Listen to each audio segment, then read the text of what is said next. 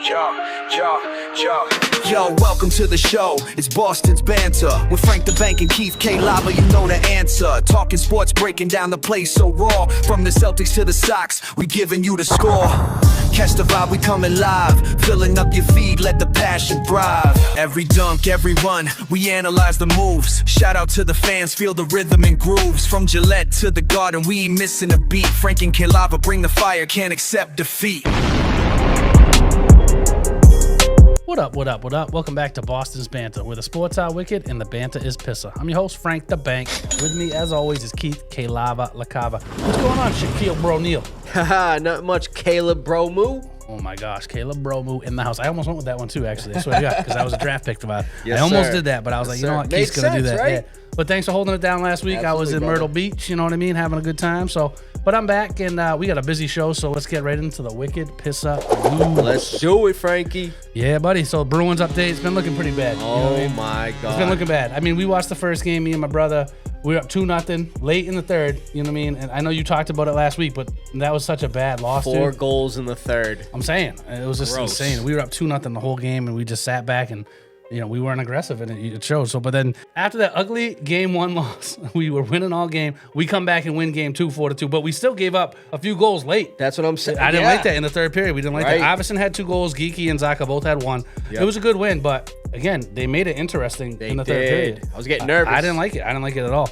So game 3, let's move on to game 3. All right, we gave up another 2 goals in the third period. You know what I mean? We lose Right. 3-1. It was 1-1 That's at what one I'm point, saying, obviously. dude. So now we're down 2-1 to Buffalo, and then as you saw in game 4, Disgusting. absolutely walloped. Dude. Oh, my It was God. 4-0 in the first, In the 6-0. first We period. got a garbage time goal at the end, 6-1 loss. Swayman got pulled, comes out yelling at Dude, the bench. he sucks. Oh, he looked terrible. But I mean, you got to. No, the I first 4 understand. goals of the game in the first period, every single goal that was scored, those first 4, defensive zone turnover. We had possession, turned it over, they scored. Right. 4. That's unacceptable. No, it is unacceptable, but also So you can't blame it all on Swayman. No, I know we I'm- should have had some more saves, obviously. Definitely 29 not- shots, 6 goals, No, terrible. definitely not blaming it all on Swayman, but also yelling at your teammates, especially in the playoffs, is not a good look. I either mean, when- Sturm, Marco Sturm came out afterwards. Well, at least he's fired up about it, and he's trying to get fired up for the guys. It depends what he said. I mean, obviously at that point, none of the teammates even wanted to look at him. They were just like Bad blood right now. It was just terrible. I mean, they play tonight. I mean, this series has been ugly. It has we should been be very 2-2 ugly. right now, It but has been very I ugly. don't know. I don't like it, but we'll see how it goes. I don't know. It was ugly. That was an ugly loss. Bro, So, they were up 4-0 within the first 10 minutes. unbelievable. Yeah, I mean, again, 4 defensive turnovers in the defensive zone. Like, that's just crazy. That's just unacceptable. Yep. But we'll see if they can hang on for another game or 2. I mean, hopefully they can come back from 3-1. I doubt it, but you never know. So See what I'm happens. always hoping. I'm always rooting for them. NHL playoffs in general. We're going to start in the Western Conference. We're going to get into that real quick. The Colorado's looking great. 4-0 sweep of the Kings. Kings are terrible, unfortunately. done. Yeah, they're all done. Stars and Wild, whoever wins that series is going to play Colorado. That series tied up 2-2. That's been a That's great good series right there. I always like the Stars, but Colorado is the team to beat out there right now, in Yes, my sir. opinion. Golden Knights versus the Mammoth. They're tied up 2-2 also. As well, yep. They play, whoever wins that series, play the winner of Edmonton versus Anaheim. And Anaheim up 3-1 in that On series. the Oilers. Oilers, who made the Stanley Cup Finals 2 years in a row. The new look Anaheim Ducks, who haven't been good for years. The Mighty Ducks. So, the Sabres, Anaheim, like teams that have been What is bad for a long going time. on, bro? You know what I mean? So I don't know. Oilers down 3-1 in that. They're on the brink of elimination. So Might be we'll see. Yeah, it's going to be a different looking Stanley Cup this year. No Panthers, no Oilers, I'm most likely. saying, that's what I mean. So it's been crazy. Yeah, I mean, let's jump into the Eastern Conference now. So obviously, you know what's going on with the Sabres. We just talked about that. Up 3-1 on our Bruins, which is terrible. Yep. But they're going to take on whoever wins our series. Again, Sabres looking that way. Are going to take on the winner of the Lightning versus Canadians. That's tied up 2-2. Canadians had a 2 or 3 goal lead the other night. They blew it. Yep. They were up Yep. 2-0, and Lightning came back and to tie that series and win that game. So that was kind of cool. Hurricanes sweep Ottawa right out of the building. See Yes, you later. they're 4-0 gone. there. And then we got the Pennsylvania series. Pittsburgh versus Philly. Flyers and Flyers came Penguins. in to the Stanley Cup Finals. I mean, to the Stanley Cup playoffs. One of the hottest teams in the NHL, and they've continued to be really hot. They look flat. 3-1. Philly has been up in that series, but right now it's 3-2. But Philly's been killing Pittsburgh, Yeah, they honestly. have. So they're hanging on. Pittsburgh's hanging on by a thread here. So we'll see if they can get past Philly. So See what happens, Frankie. why don't we jump over to the Celtics? You already know the deal, Frankie. At least one of our teams are kicking some. I like that. I'm gonna hold on. Yes, We sir. gotta Bring give him that up, something for brother. that. You know what I mean? So the Celtics, they lead the 76ers 3-1 in Love the that. East first round. Let's break down what they did this past week, brother. So they lost 111-97 in Game 2 in Boston last Tuesday night. Very unfortunate. That was a tough one. 20-year-old rookie VJ Edgecombe of the 76ers, he had 30 points, 10 rebounds, and he was 6 of 10 from 3. But the man hasn't hit a three-pointer since that night. I'm gonna say though, that kid's pretty good. He's They nasty. drafted a pretty good player there. I feel like he's gonna be pretty nasty for them. Tyrese Maxey had 29 points, and the C's nasty, too. the C's shot 13 for 50 from 3 in that game. Yikes! And Jaylen Brown had 36 points. Bring up Philip Seymour Hoffman again. Yeah, I know, seriously. Followed by a 108-100 road winning Game 3. Jason Tatum with 25 points, and Jaylen Brown, he also had a 25 piece, so 50 points between both those buddy. guys. And lastly, a 128-96 demolishment of the 76ers in Game 4 on awesome. Sunday in front of the Philly fans. We love that. We were up like 20-something the whole game. Jason Tatum and Peyton Pritchard, they combined for 62 points. With Pritchard's 32 points, though, he became the first Celtic with 30 points and 5 assists off the bench in a playoff He game. only needed 3 more to break the record, 2 more to tie it. And the C's broke the record for most threes in a playoff game. He went crazy. Pritch could not be stopped, especially in like the first two or three quarters. Yeah. Fourth quarter, they at that point there was a blowout. They took him up, but he was honestly on fire. Some of the Sixers fans are calling him Steph Curry 2.0. That's awesome. Yeah, he kept staring at the crowd. They kept yapping at him. Oh, But yeah, rightfully so. But Frankie, let's do a quick NBA playoff Yeah, update like gotta you do did it. with the NHL. We'll start in the West playoffs. The Thunder, they just swept the Suns 4-0. They're gone. Suns are gone. They Yeah. gone. Horrible team. Lakers lead the Rockets 3-1. I was kind of hoping they swept the Rockets, but nope, they're winning 3-1. That It's looking comeback though in that one game, not LeBron last game, hitting 2 that games three? ago. Yeah, Oh man, tie they were it. down 6 I with know. less than a minute left, dude. And then there He's was a the GOAT. stupid foul, and Marcus Smart I think had 3 foul shots, and he played crazy. He had like 7 assists. I mean 7 steals, excuse me, and he had like 10 points, something crazy. But he played out of his mind, and then LeBron's shot was insane. And they're on the man. verge of getting Austin Reeves and Luka back I soon. know, it's crazy. The T-Wolves lead the Nuggets 3-2. That's surprising too. And the Spurs lead the Trailblazers 3-1, so we expected that. But let's move over to the East playoffs. The Magic, they lead the number 1 Pistons 3-1. Talk about the number 1 seed in We the like East coming that, out though. flat, We like bro. that, honestly. Absolutely. Cavs and Raptors tied 2-2, and the Knicks and Hawks are tied 2-2 as well, Frankie. I like it. I like it. Well, Frankie, real quick, in other Celtics news, I just got to bring this up real quick. So our boy GM Brad Stevens, Again. he won Executive of the Year for his second time. The C's finished the season with a 56-26 record with a lot of uncertainty to start the season, obviously. Tatum being out, you know what I Tatum mean? being Like- out and all that, but his signings and trades have helped the team, and it didn't break the bank. He's great. He's a great GM. He is. He always sees the guys' worth. Obviously, guys that we brought in, like obviously Luka Garza was the only one we really kept around since the offseason. Yep. But then you trade for Vucevic. Great moves. Absolutely, Frankie. But Frankie, let's get into the Red Sox update real quick. I don't really want to. Yeah, but we don't have to, but I mean, they're 12 and bring it 7, up. 17, excuse me, 12 and 17, dead last in the AL East, of AL course. East, yep. Getting smoked every game. I mean, it's been gross, honestly. Yankees come to town, Oh you know my what I mean? God. It's like a Yankees series. It's like, is it really bad? Yeah, it was really bad. We scored really 3 bad. runs in friggin' 3 games. We lose 4-1, 4-2, 4-0. Like, it's just insane. We played terrible against the Yanks. Then we go and play the Orioles. We lose 10-3. It's like, what do we do? We lose 4 straight. And again, Yep. the Orioles haven't been that good this year. And then finally, 17-1. 17-1. All of a sudden, we wake up and we're the best hitting team in the MLB. I don't even know what happened. 10 runs in the top of the 9 in the to keep ninth. a grand slam. I'm saying 10 runs, but then we decide to fire everybody on the team. Yeah, everybody Alex got Cora's fired, gone. bro. Everybody's gone. So it's like, I don't know. It just seems like Breslow, obviously, they're trying to save his job. Maybe, I don't know, trying to blame the coaching staff. But I will say they won that game. Then the next 2 games without Cora and the coaching staff, they win too. So now we're on a 3-game winning streak. We had a 5-3 win over the Orioles. Again, first game without Cora. The pitching was good that game. It was a solid game all around, I thought like. And then the very next game though, 5-0 over the Blue Jays. It was a great pitching performance by Suarez. He only gave up 1 hit, 1 walk in 8 innings, 10 Ks, 5-0, shutout victory. You gotta love that. So, and the Blue Jays again aren't a bad team. They were Absolutely. second runner up last year. I mean, in the whole thing, they were runner up. They won the AL last year. So 3-game win streak for the Sox. Yeah, 3-game win streak, and we got Blue Jays again tonight. So we'll see how that goes. Yes, sir, Frankie. But let's get into some NFL news, Yeah, Frankie. buddy. But before we get into the draft recap, obviously we've got a few things to Yeah, bring of up with that. course. I got one notable extension that happened this past week. Yep. So the Packers signed wide receiver Jaden Reed to a 3-year, $50.25 million extension smart with signing. $20 million guaranteed. And he's the guy over there now. Obviously, they lost off. He's still got Christian Yeah. Watson, but he got injury concerns. So he's That's the guy a over good. there. That's a good signing for Really them. good honestly. sign. They He's locked good. him up. He's a good player. And then I just got 3 notable trades and signings I want to bring up. Yes, sir. So the Vikings traded linebacker Jonathan Grenard to the Eagles for a 3rd-round pick in this past week's draft and a 3rd-round pick next year. Grenard and the Eagles then agreed on a 4-year, $100 million extension with $50 million guaranteed. So the Eagles are getting another good pass rusher to add to that D-line. Yeah, that's crazy. The Raiders traded 2023 first-round pick defensive end Tyree Wilson to the Saints for a 5th-round pick in this past NFL draft. And Frankie, one of our guys, is moving on to a new team. Speaking of the Saints actually signed former Patriots outside linebacker Anthony Jennings to a 1-year deal. That's a good sign.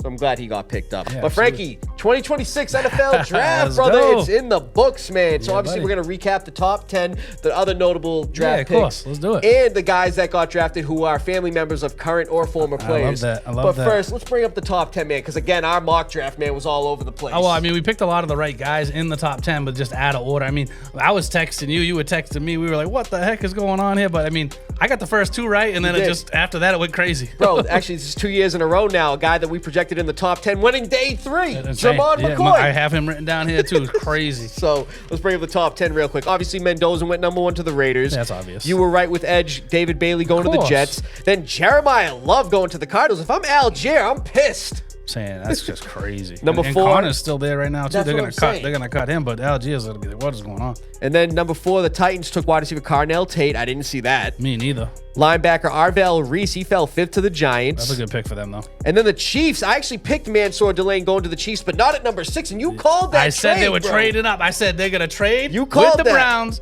and that's what happened. And then you said the right guy, but I said they're gonna make a trade. You were right about the trade. I Which was is right crazy, about the though. team. It's So crazy. the Chiefs took cornerback Mansour Delane at 6.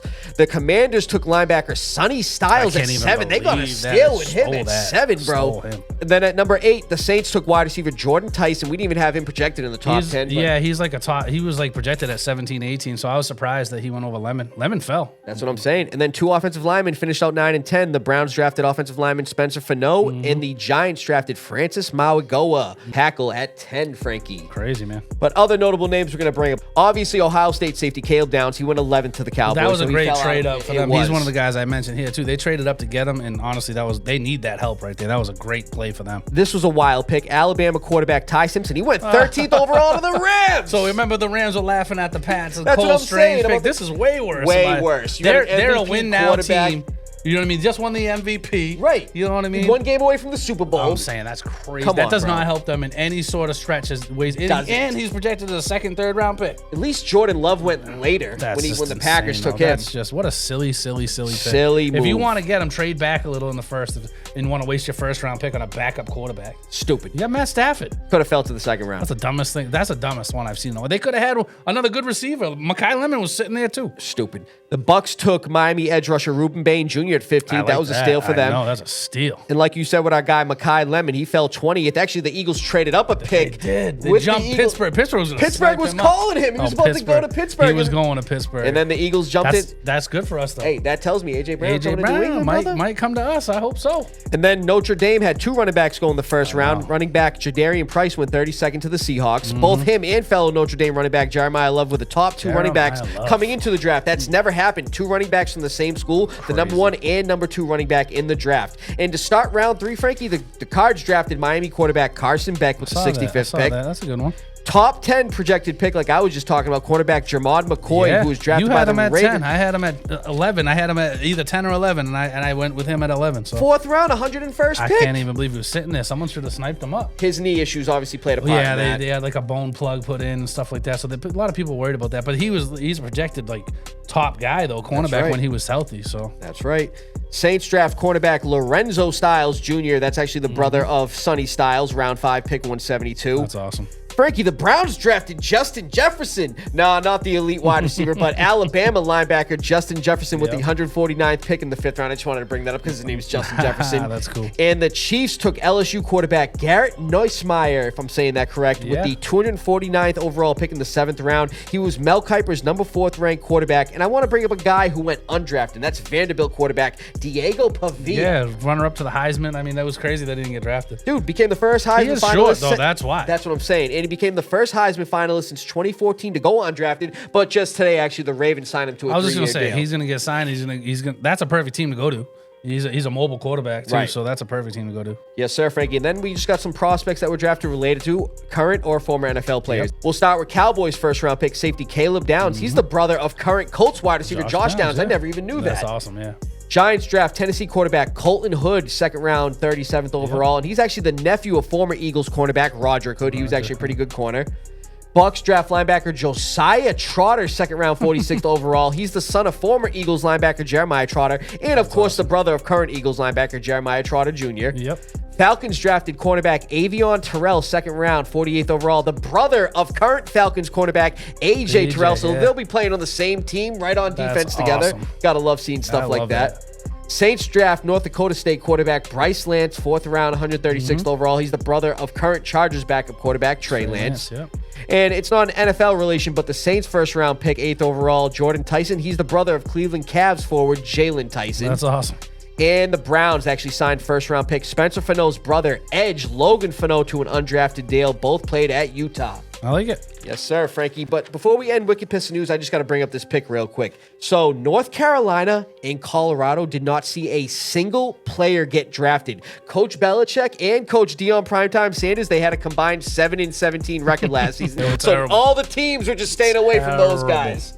Yes, Frankie, that's all we got for Wicked Pissah News, brother. So another great Wicked Pissah News, and like we were talking about, the draft is in the books. And we got some draft picks that we're going to grade and recap of our own, Frankie. So here it is, another good Foxboro focus. Let's go. So, Frankie, draft's over, brother, and we got some more young guys on the team. And we're going to bring up our grades for the top 4. All right. So we're going to start with round 1, pick 28. We took Utah offensive tackle Caleb Lomu, or like I said, Caleb Bromu, Frankie. Bromu, I love it. Yo, so Frankie, what are you giving that for? I'm going to give it an A, honestly. I mean, if you really think about what we needed the most, is more offensive line help, right? I mean, how many times? Drake May's still sore from the Super Bowl. He got sacked 52 times. So it's like, to me, we needed it. They jumped up, and this kid's projected top 20 pick. They got him at 28. So I like the pick a lot. They moved up a few spots to get a good lineman. 6 linemen had already been taken at this point. You got to get one of the top 7 or 8 linemen, right? To me, I have to give it an A because we really need that help. I know him and Will Campbell, depending on where we're going to put everybody, but the talent is there. You can move Campbell inside, or you can move him inside, or, you can do different things, which I like. So I think the talent's there for me. So Frankie, I'm going to be honest, man, and I understand what you mean, but I think our line's complete right now, especially signing Elijah Vera Tucker as one of the guards, and I think we're all filled out. I'm giving this a B-, C+. I mean, that's fine. I have to disagree. I don't think our line's complete after what happened. Moses Malone's 35 years old. Moses injured. Malone. You know what I mean? Morgan Moses. I know. I don't like that, though. But 35 Frankie. years old. But again, to me, everybody coming into this said we need line help. And again, if Campbell don't work out, you got another guy here too. But this kid's big. He's definitely going to be. He's not going to probably starting off depending on any. I like the pick injuries. a lot, but I'm well aware of how Will Campbell looked in the Super Bowl, Frankie. But bad. neither him or right tackle Morgan Moses are getting benched anytime soon. We have 2 good guards, like I was talking about, in Elijah Vera Tucker, the free agency signing, and Michael Onwenu. That's what I'm saying. And we got Michael Onwenu still, and we're moving Jared Wilson to center, his collegiate position. I just didn't see the need to take a tackle here. I'm not saying we didn't need one, especially with some big edge rusher names on the board still. I guess the silver lining is with Morgan Moses, like you were talking about, Moses Malone up there in age. This kid can learn from him and Will Campbell, and he'll be I think he'll be good for us overall. Again, a lot of people saying this is one of our best picks, but just because jumped up to get our guy. Well, again, I love him. I love the pick. I think he's a great player. He'll be top 20 guy in my opinion. He'll be a developmental project. I will say he's got potential at 6'6", 313 pounds. 6'6", and he has 33 3/8 inch arms. Analysts like his high-end movement skills, and he's got strong technique to anchor against defenders and good foot speed in pass sets, but could use work in run protection. So I won't go higher than a B- here, Frankie. I like it. What do you got for the second round? We got 55th overall, Gabe Jackus. Gabe Jackus from Illinois, and I'm actually giving that an A, Frankie. I gave this an A too, so I'm very A heavy here. But Yeah, go ahead. so the Patriots actually traded up from 63rd overall with the Chargers to like get this this. kid. With a pro comparison to new Eagles edge rusher linebacker Jonathan Grenard, along with also being a first-team All-Big Ten last season at Illinois, I believe this kid brings much-needed depth and skill to our pass rush. Some analysts even call him a true pro, and in 4 years at Illinois, he compiled 27 total sacks, 35.5 tackles for loss, and 183 total tackles. Last season alone, the dude 11 had sacks. 11 sacks, 13.5 tackles for loss, so I love what he brings to the table, especially to fill the chase on void. So I mean, everything that I talked about, and a lot of people talked about, line. You need a rush. We had a 30. We were 21st last year in the league with QB pressure rate. So this helps that. And then we talked about tight end. Our first 3 picks were exactly those 3 things. We went line, edge rusher, tight end. So why don't we get into the 3rd round pick, 95th overall, Eli Riordan. Out of Notre Dame. I know, Notre Dame, blocking for those running backs we're That's talking right, about, dude. which I love. And he's a good blocking tight end, but Frank, That's what I like. I'm going to give this a B here.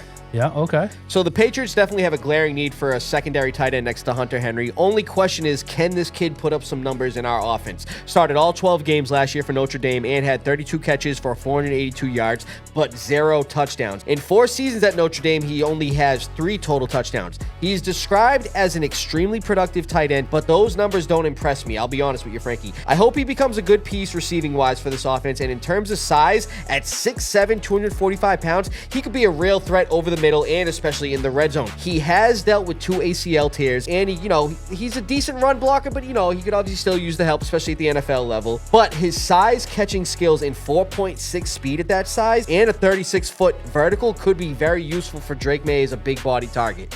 I mean, I think this is a B+ for me. I like the blocking aspect of it. 250, 6'7", 245, whatever you want to say. Big dude. We have Hunter Henry. This is a perfect tight end too. People had him as a 3rd or 4th best tight end in this draft. If you think about who he blocked for in college, Jeremiah Love, you know what I mean? Darian Price. And I'm saying, and Price is like, they were the top 2 running backs taken. Like, there's a reason he's out there. Speaks volumes. It speaks volumes to like their run blocking scheme there. This kid's gonna be a good run blocking tight end. And like you said, over the middle, he's a huge target. Yeah. So I don't know. I got it a B+. I mean, 36-inch vert. I'm saying that a lot of analysts had him in the 4th round, so we did take him in the 3rd. That's why I'm kind of giving it a B+ here. It's just one of those things where I think he could have waited, but at the same time, they're looking at our needs, and I feel like we got 3 of the things we needed right off the bat. So Right, absolutely. what about our 4th pick? Round 5, pick 171. Yeah. We took Wake Forest cornerback Karan Prunty. And Frankie, what are you giving that for a grade? I mean, I got to give this a C+. I'm giving it a C+ as well. This kid was projected as not even being possibly drafted on the big draft board. He was projected as 512th. I mean, it's like at the end of the day, he has some skills. He's more of a project deep guy that we can have. I wasn't overly impressed with the pick, honestly, but at the same time, I think he could be something. He's fast, he's lengthy. 4.4, 40-yard So, dash. I mean, that's what you see at the combine.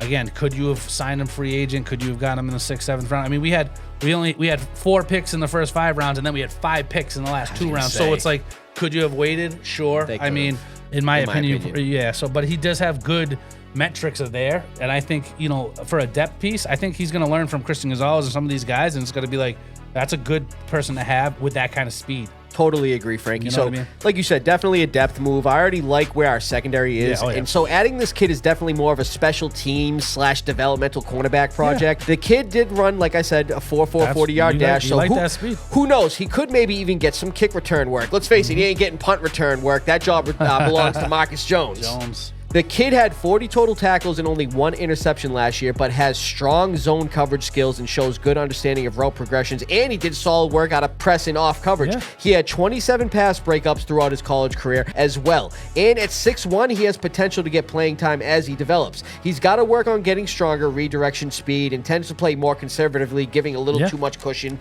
than necessary. But like I said, definitely a developmental selection with special teams upside. So I think the metrics are there for him to, if you going into a defensive heavy place, like we looked great last year defensively. So, I mean, except for edge, We needed that edge rushing, which I like. We got that, but I think that's a good pick to hopefully development. I just would have took him in the 6th or 7th round. You know what I mean? Absolutely, Frankie. But let's break down the rest of the Yeah, draft picks we have from this past week. So round 6, pick 196, we took Texas A&M offensive tackle Demetrius Crownover, 6'7", 319 pounds. Another big boy. Love it. Round 6, pick 212, we took TCU linebacker Nnamdi Obiazor. He actually had a 4.5 40-yard dash and for that speed. more depth at linebacker.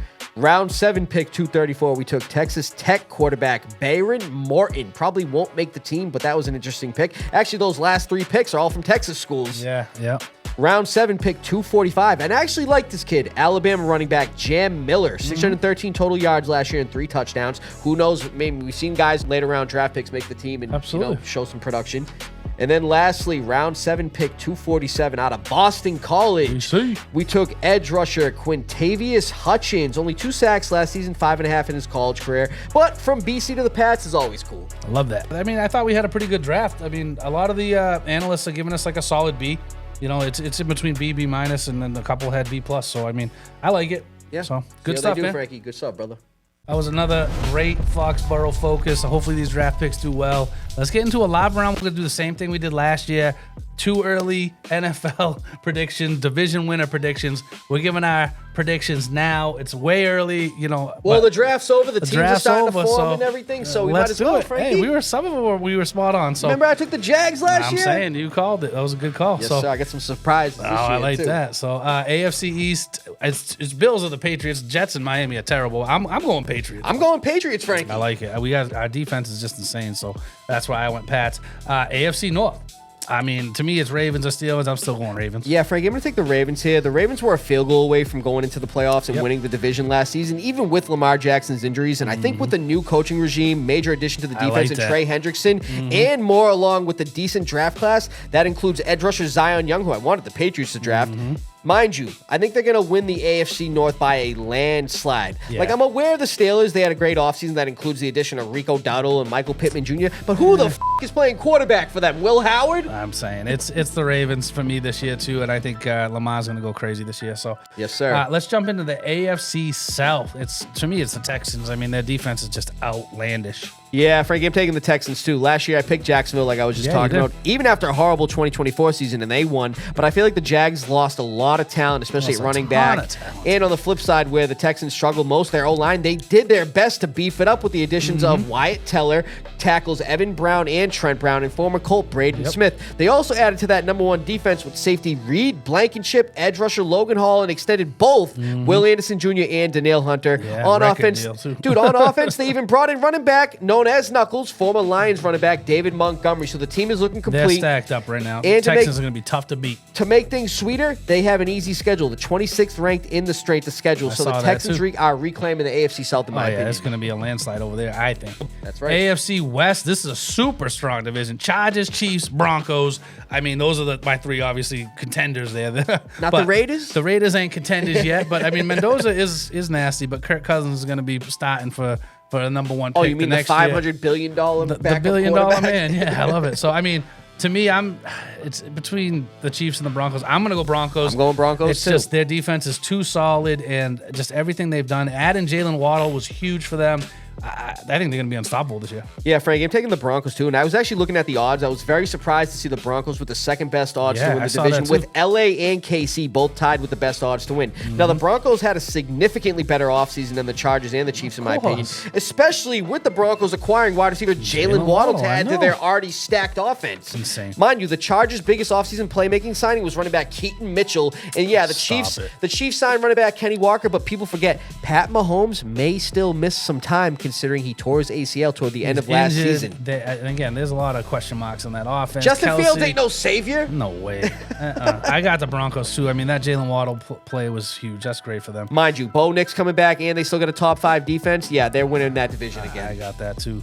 Let's jump over to the NFC. Let's go NFC East. I mean, this is a division seems like every other year it's a new team, but I'm sticking with Philly. I feel like sticking with Philly. did a lot in the offseason again, and I feel like they're just the team to beat over there, honestly. Yeah, I'm taking the Eagles, and like we always talk about, man, it's happening. The Eagles are most likely losing A.J. Brown. Yeah, but they don't matter. Dude, they brought in a plethora of wide receivers from Hollywood Brown, Dontavian Wicks, and even traded up to draft USC wide receiver Mekhi Lemon, bro. That was one of my surprises right there, too. So their offense will still look high-powered. They even recently acquired edge rusher, like we just talked about, Jonathan Grenard. Yeah, but Frank, he's good. They're going to probably have the best secondary I think I've ever seen as a football fan. Never mind Cooper DeJean and Quinion Mitchell. They also signed Tariq Woolen. Yeah, they got. Where are you going to be able to throw on that defense? They got a squad. Their defense is stacked, and they can run the ball. Barkley's an animal, and Jalen Hurts runs a lot. I mean, it's like that's just it doesn't matter about A.J. Brown. They barely threw it to him last year. That's what I'm saying. So you're losing A.J. Brown? Wow, cool. He barely even got the ball. And obviously, when you're bringing up division winners, you got to bring up the strength of schedule. And Philly technically has an easier schedule in terms of strength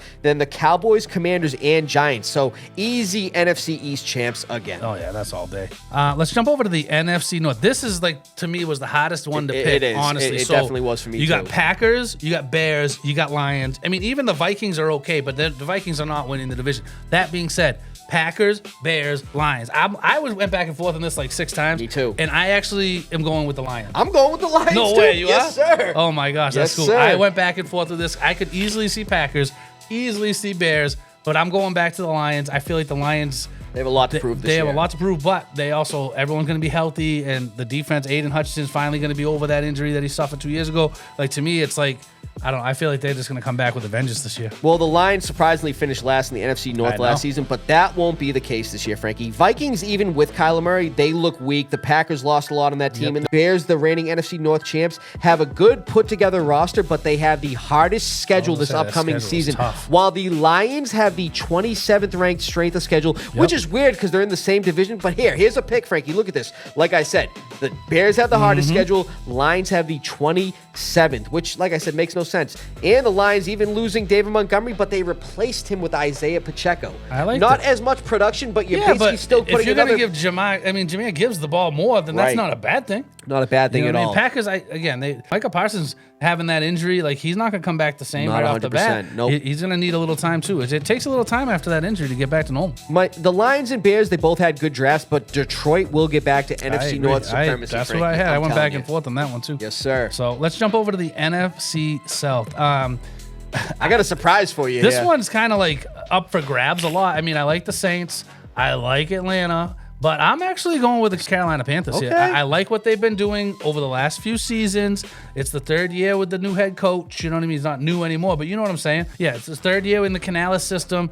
To me, I don't know. I like what they're doing, and it seems like they're stacking up there, honestly. So I'm going Panthers. Sorry, Armani. I don't think it's the Falcons this year. It definitely ain't the Falcons. You're going to go Saints, I think. I'm going to go Saints, I had a feeling you were going to go Saints. So, Saints are good, too, though. Dude, like I said early last season when we did these predictions, I took the Jags to win the AFC South, especially after a 2024 season, and I'm doing that with the Saints this year. The Saints finished 6-11 last season, but they are on the up and up, and they have a young stud quarterback in Tyler Show, who is in his last 4 games last season threw for a combined 1,172 yards. 6 total touchdowns and only 1 turnover. They added more talent on their offense with running back Travis Etienne. That was a great signing. They drafted wide receiver Jordan Tyson, and Frankie, they had the 9th ranked defense last season. You wouldn't know by their 6-11 record. So this team is trending upward, and you always got to bring this up in terms of division winners, like we always talk about the strength of schedule. The Saints have the 2nd easiest schedule this upcoming season. I had the Saints or the Panthers were my 2 favorites for this, but I like what the Panthers have been doing, and their defense is real solid too. I'm telling you, bro. I like it too. It's either Saints or Panthers there for me, but I'm going Panthers just by a game. Not bad. So only difference so far. Yeah. NFC West. It's Seattle or the Rams for me.